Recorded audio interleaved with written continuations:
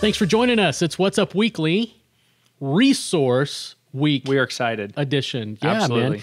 Well, I'm pumped too. As you can see, we're in a different location. We've got different props and things that are going to be helpful in pointing your family toward just resources that we think are helpful in pointing kids, students, parents toward Christ, and just overall enriching families. And so, in all the things that we want to highlight today, we want to begin with this. Absolutely. There's some really good resources we're going to point you toward today. But the best resource is God's Word. And I know that I'm stating the obvious, but I feel like I need to. All of the things that we're going to talk about today really are subordinate to the primacy of God's Word. Absolutely. And this is infallible. This is inspired. This is God's Word. These things aren't inspired. No. They are not infallible. They're useful. They're helpful so long as they reflect this.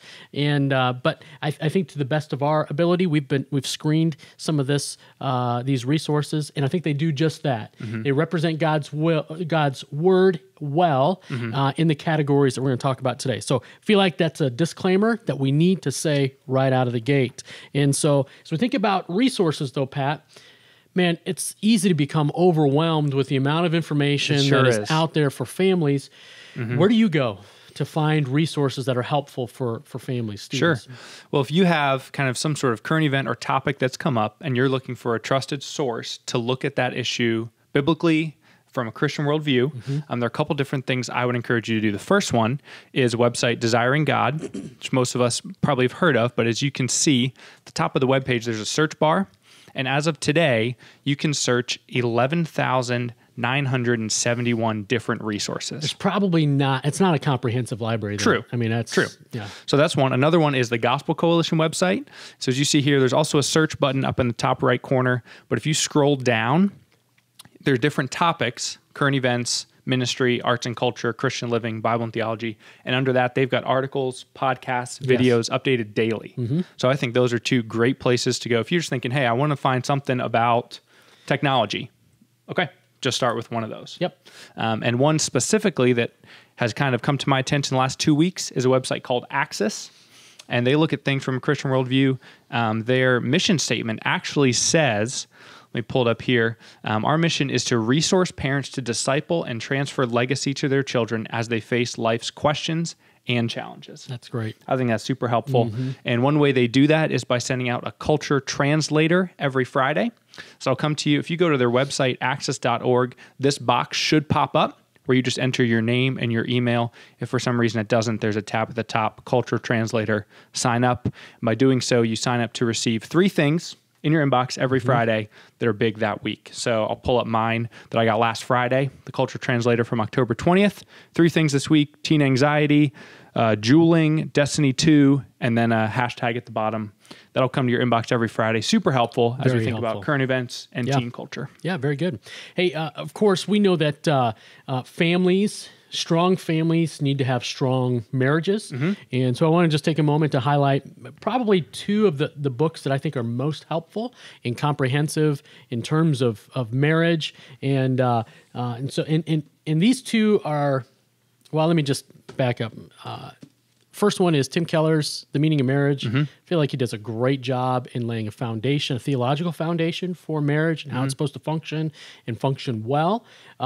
He's a bit more cerebral and I don't want to say just theoretical. That's not true, but certainly theological. And I think it's really worth your read. So if I could only have 2 books on marriage, it would be these 2. This one, The Meaning of Marriage, Tim Keller. The other one is Love and Respect by Dr. Emerson Eggerichs. It's been out for many, many years. But I find that this is a little bit more practical than The Meaning of Marriage. That's not to say it's not theological, because it is. Right. But I would recommend every family, every married couple needs to have these 2 marriage books on their shelf, and not just collecting dust. They need to read them. Yeah. We are currently reading through Love and Respect right now. Aaron and I are in our free time. About every couple weeks, we'll tackle a chapter, discuss it together. It's been super helpful. And that's great, man. Absolutely. Yep. Next resource I want to highlight goes back to that group Axis that I mentioned. And about 2 weeks ago, they actually put out some things that they call parent guides. So different topics that are current in either teen culture or just social media. Yeah. They've presented some PDFs that are anywhere from 4 to 20 pages on the topic.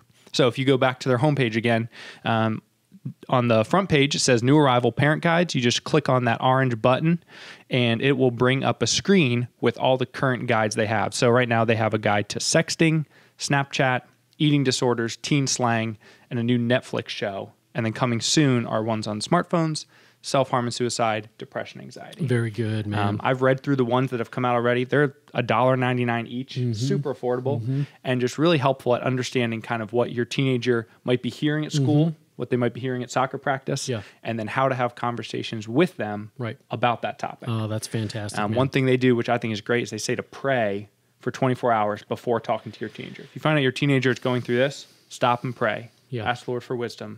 Then talk to them about it. Yep. No, that's great. Yeah, I think so many parents are so eager to jump in and address a problem when they encounter it in and of their own strength, rather than relying on God's strength and power and influence. So no, that's good. My next stack of resources that I like. No, I'm not going to highlight all of these. Careful here. now. You know, when I was thinking about resources, I was thinking categorically, and I was thinking, you know what, families need resources for marriage. They need resources on like parenting technique and principles, that sort of thing. I was thinking they need categories on how to engage the gospel in the church. Those were the categories I was thinking in.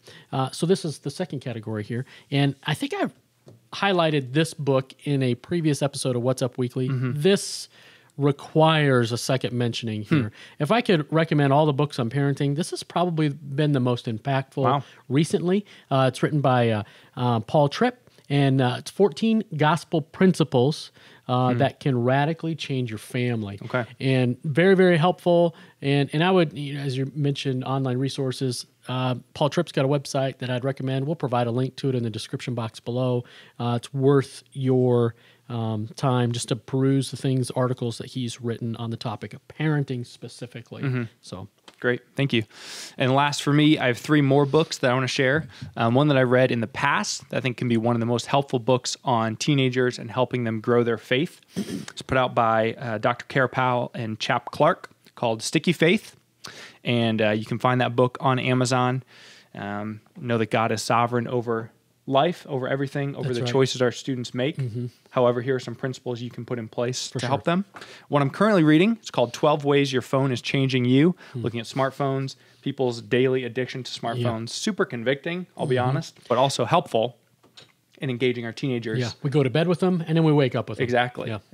And then kind of the next book I'm going to read once I'm done with that, it's called In the Arena, The Promise of Sports for Christian Discipleship. Great. And I'm really excited about this to see what David Prince has to say. Yeah, I'm interested as well. So, hey, the title of that first book you highlighted there, Sticky Faith, in my years of being next to students, it's been my experience that when students go into high school and even go into college and they begin to study science and geology and things like that at that level, boy, they really struggle with their faith. And the issue of the origins of our universe, the origins of man, the issues that are related to evolution and things like that really plague and trouble students. And so I'd encourage parents to have a couple books on their shelf from the Answers in Genesis folks. The first one is a reference book called Answers Book, and it's a compilation of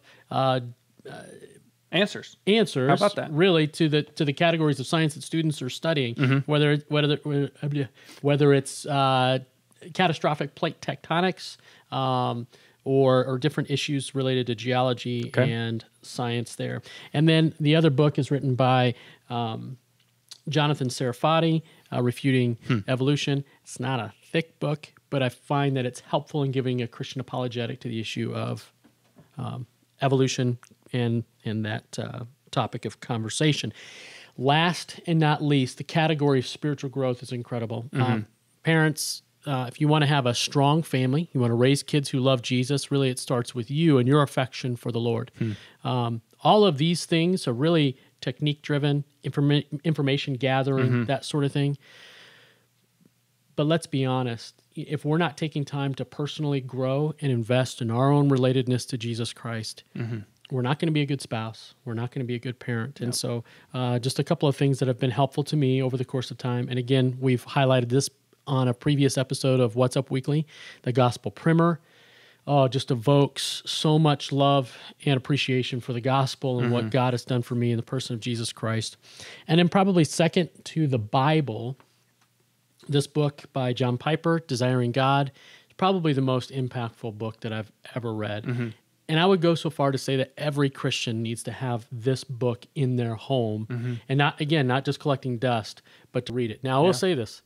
This is a difficult read. It's deep. I'm your standard idiot. I'm dumber than a box of rocks. I had to start and stop and restart this book 4 different times. So I got through chapters 1, 2, 3, 4.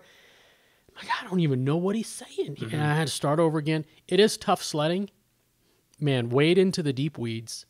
Immerse yourself in it radically changed me. Absolutely. So I'd recommend those things there. Yeah, Desiring God, one of the first books you gave me when I came on staff. Yes. It's definitely been powerful in my own life too. No, that's good. Thank you. All right, man. Take us home. Where are we headed? So that's all the resources for today. Yes. We'll give you more, a couple weeks, couple months, but we do want to end on a lighter note. Please. With a game. Why not? So today's game is called Pastor, Elder, or Deacon. Or Deacon. So we have handy dandy ping pong paddles.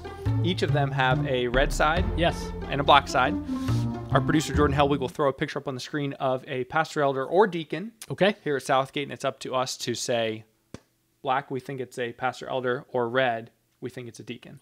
5 questions. Whoever gets the most correct is your winner. Okay, very good. All right. This is a brand new game here. 5 seconds. All right, 5 seconds per question. Yep. All right, let's do this.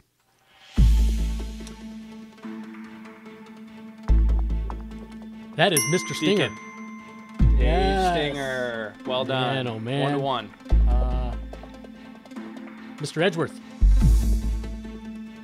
Yeah. Adam Edgeworth. Picture 3.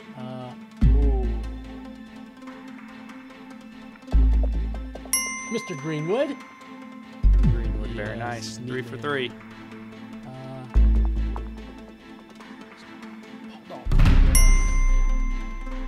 Very good. And last but not least,